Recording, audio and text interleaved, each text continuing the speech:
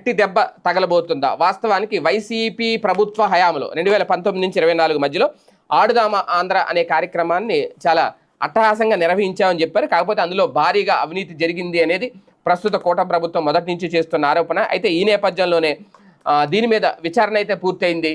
Vigilance ఒక నివేదికను కూడా సిద్ధం చేసింది.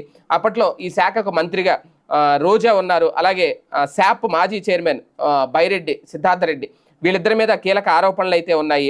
ఇప్పుడు దీని మీద విచారణ అయితే పూర్తి చేశారు. అప్పట్లో దాదాపుగా 100 కోట్ల రూపాయల వరకు అవినీతి జరిగింది అనేది ప్రధానంగా చేసిన ఆరోపణ.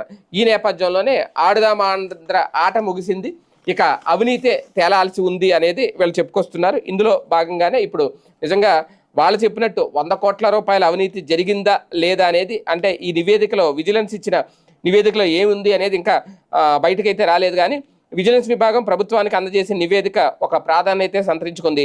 గత ప్రభుత్వం ఆడుదామ